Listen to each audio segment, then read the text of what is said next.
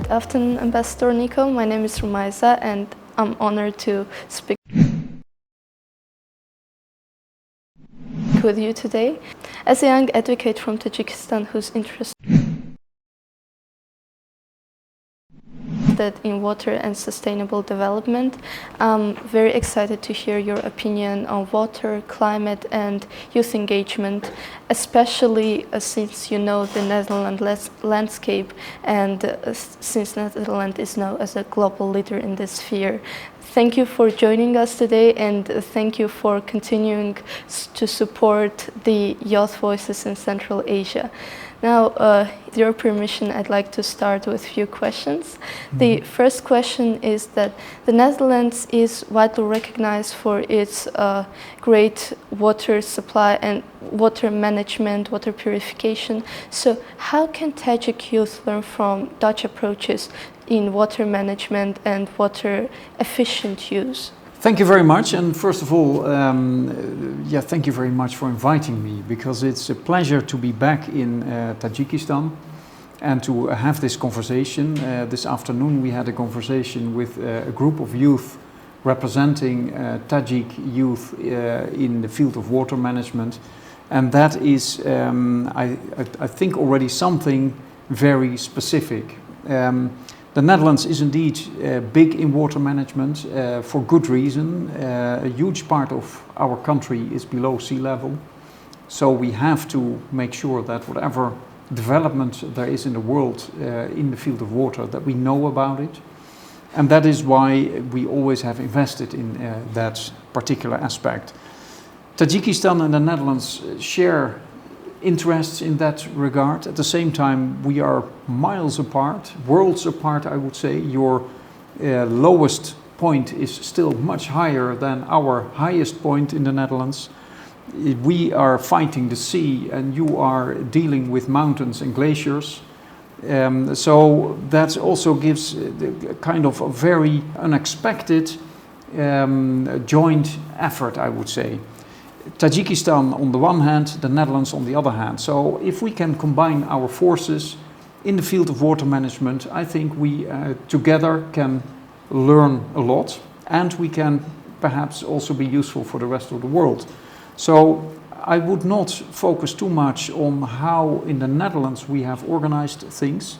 Your country is completely different than mine. And in that regard, I think the fact that you have this group of youth already active in the field of water management says it all. You are active, you are doing your thing. Speak up, let the world know what your interests are, what you think that has to be done to secure the future of your generation. Okay, thank you very much for answer. I think, yes, we're quite different and everyone is doing their efforts, so thank you. Now, the next question is, given the Netherlands' commitment to youth support and youth activism, especially in fields of water and climate, what can Tajikistan do to improve youth-led initiatives, especially through cooperation, international cooperation and shared platforms? Again, I would say think of content. First of all, make sure that you know what you want, that you know as youth what you think are the interests that need to be safeguarded, that you know what action is needed or required to make sure that your future is secured. And then speak up. Let others know, let my generation know what you think is necessary, because that is, I think, sometimes lacking perhaps in decision making. It's complex, it's, many decisions need to be taken for the long run, and sometimes decisions are taken for future generations because they are not ready to speak up yet. And that is where your generation comes in. You are vocal, you are organized, and you have to share your vision with all of us. Okay, thank you. So youth should speak up and be more educated in order for others to listen to them. Yeah. And the next question is, climate education is essential for youth in order to make informed decisions in the future. How has the Netherlands acted towards teaching youth both water and climate education in schools and in youth-led initiatives, and how can Tajikistan learn from it? Yeah, that is a difficult question. I'm not sure that we did have a complete, comprehensive policy in that regard. I think it comes from many sides. It's partly the government. We have political questions that need to be addressed. So people are getting that information through news channels. That in the end becomes policy for the government, and that is then reflected in the curriculum in schools. At the same time, this kind of developments also comes from the need of people. People are living their daily lives and they see things happening, and some things are good, but some things need to change. And I think that in particular that last part is what is also important for education in Tajikistan. Keep your eyes open and be critical, be curious. Why are things going as they are going? Is this the right way to do it? Is this the way we want to do it? And what are the consequences in the long run? Those are the questions I think that need to be addressed much more in any decision that is taken anywhere in the world. So now let's move to more of a regional focus.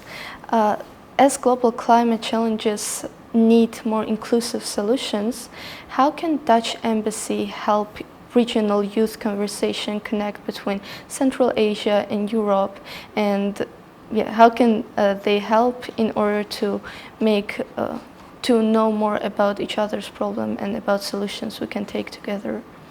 Well, sometimes I see it as a handicap that I'm an ambassador to Tajikistan, but also to Turkmenistan, to Uzbekistan, to Kyrgyzstan, and I'm based in Kazakhstan.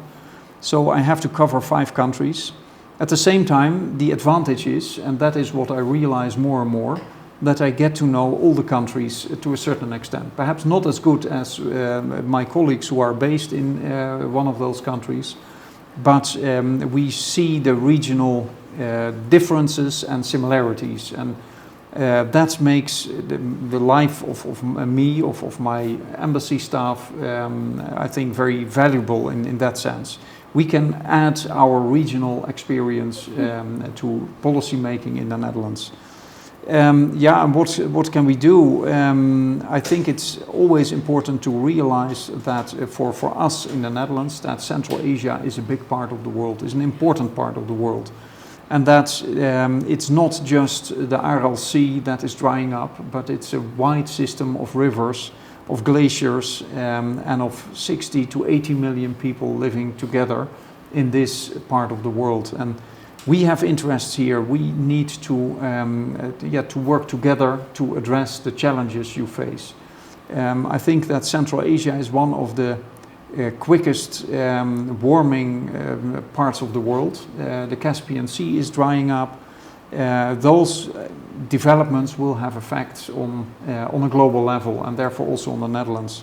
My country is for a big part below sea level, so whatever we can do to help stop the climate change or to mitigate the effects of it, we will certainly do so. And that is where my role comes in. I'm responsible for this it's not a tiny part of the world, but for this part of the world. So whenever there are opportunities, I'm looking for them, and I'm happy to discuss them with the youth in Central Asia, but also to listen to the ideas you have. And whenever you have ideas, let them know. Sure. Currently, in the year of digitalization, it is easier for us to connect and make more informed decisions, especially for youth. And now let's move on to the next question. What will be the role of Netherlands in promoting climate-related policies in Tajikistan, especially in the climate change, seeing the climate change and some children-related initiatives? I think in our foreign policy, we focus very much on climate change, on well, also political security. There are many aspects in our foreign policy that relate to what is happening in Tajikistan, to climate change, to youth developments. And in that regard, whatever is happening is something where we will seek for opportunities to cooperate with Tajikistan. It's not so easy to pinpoint specific aspects, especially as I think we discussed earlier today. Tajikistan is a country with high mountains, glaciers, things that we don't have in the Netherlands. We are, well, fighting the sea, but in the end we're both confronted with the same climate change. So whatever we can do together to mitigate the effects of that, and that is then on the climate change side, we certainly should join forces. On the side of youth, I have kids myself, yeah, we are as individuals also affected all over the world. We are all looking at the next generation. You will have to deal with many of the effects of climate change that is going on now. So whatever we can do to stop that change or to mitigate the effects of it is important to all of us. That is, I think, the most important part, to join forces, to make sure that whenever we have good ideas in one place, we learn from each other and we try to multiply these good ideas in other places of the planet. Yes, I think it's very important to discuss it together. And thank you very much, Ambassador Nico, for being here, for spending your time. And I think from this short conversation, a lot of young people will see it and will be even more interested into looking more into our relationship, into both joint efforts and not joint efforts, and see how we can collaborate better, both on friends level and political level. So, I think that is very important indeed, that we keep an eye on developments in each other's part of the world. That is where an embassy is for.